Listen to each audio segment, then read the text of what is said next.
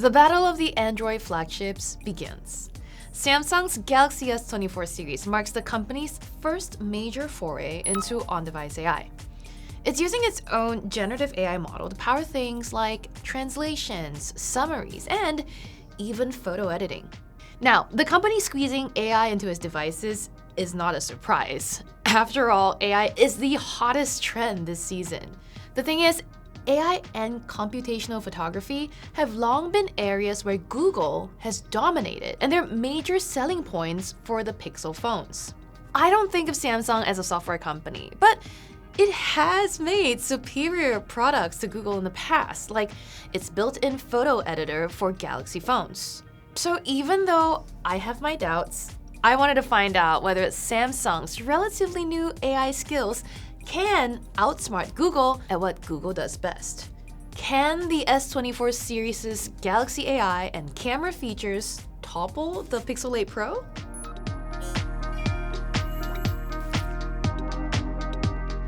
Before we get into it, I want to point out that for this video, I'm just going to be comparing the S24 Plus and the Pixel 8 Pro because they have similar specs and cost the same. Samsung's top-of-the-line Ultra is a whole different beast with its 200 megapixel camera, 6.8-inch screen, and $1,300 starting price. So let's start with the cameras.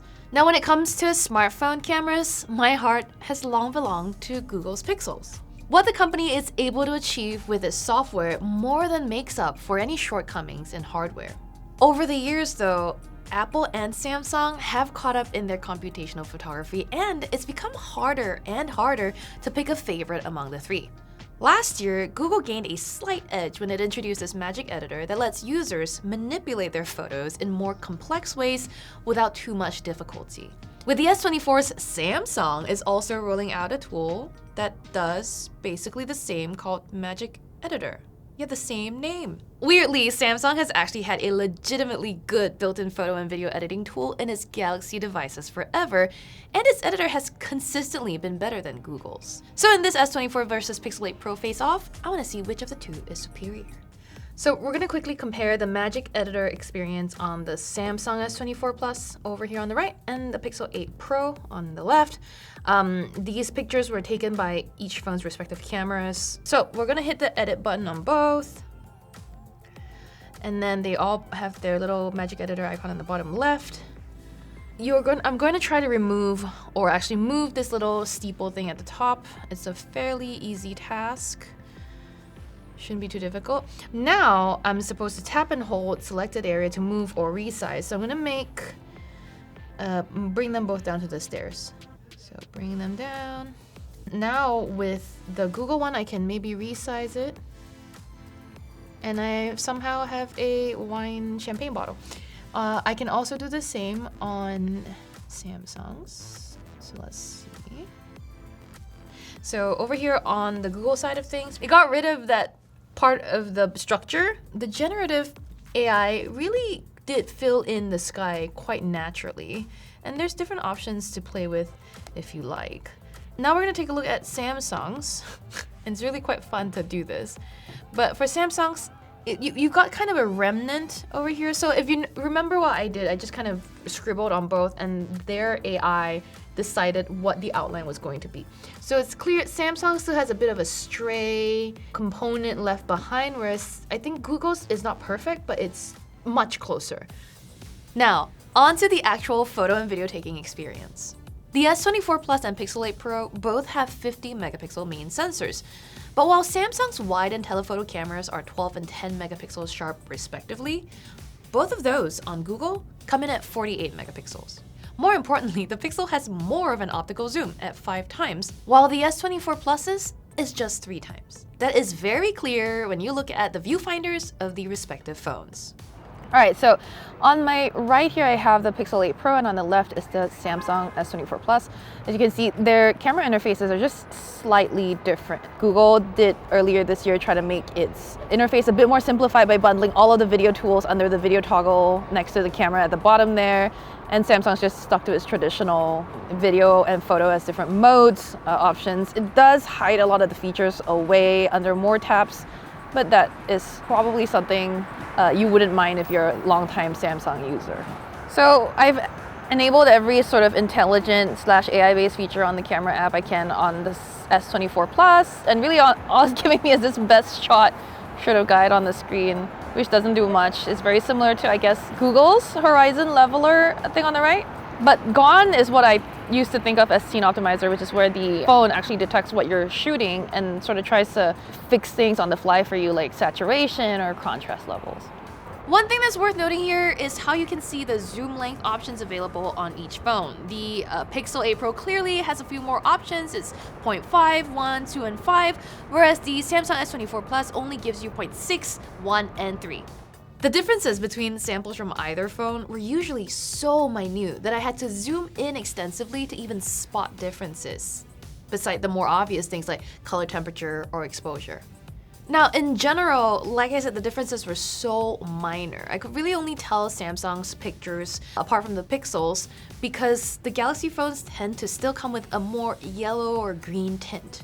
And while that might sound like a good thing, sometimes it leads to overexposure and loss of detail.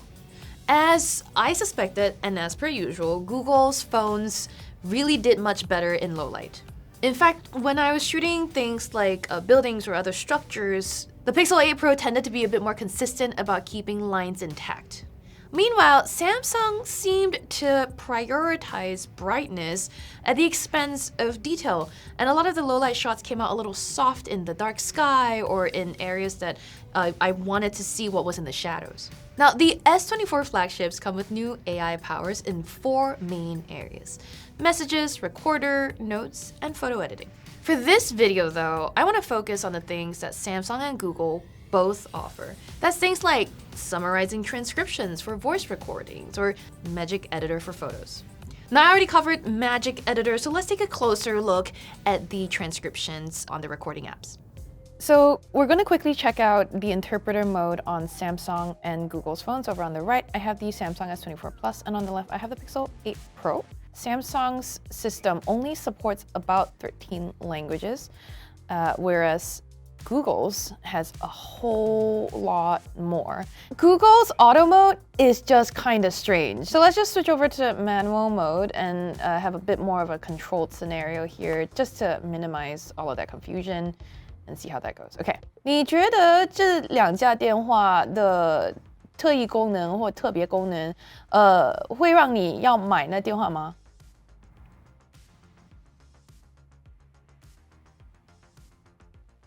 I do think they're quite special, but I'm not sure how I feel about machines listening to me at all times. All right. So 2 other areas that Samsung has offered some AI smarts are in its Notes app. Google's Pixel 8 Pro doesn't offer that. Samsung also has a feature called Live Translate, wherein it can help you talk to people who speak a different language from you on the phone. That feature is a mess, and you can probably learn more about that in our S24 Ultra review video. But again, Google doesn't offer something similar, so it's not something we're going to cover in this video. Chat Assist is a little bit different because Google doesn't truly offer it. For the things that Google does do, like translation, it's not worth going too in-depth here. You've already seen how Samsung's translation engine holds up against Google's during the interpreter mode face-off just now. You don't need to see me do it again in Messages, where the implementation is incredibly similar to Google's. Here's where all this leaves me though. While I initially thought Samsung's AI offerings would be very far behind Google's, I'm surprised at how similar the two actually are. And that's the main takeaway here really. Though it's not exactly as competent as Google's software, the fact that Samsung got as close as it did means it actually offers some real competition for the Pixel phones on AI features.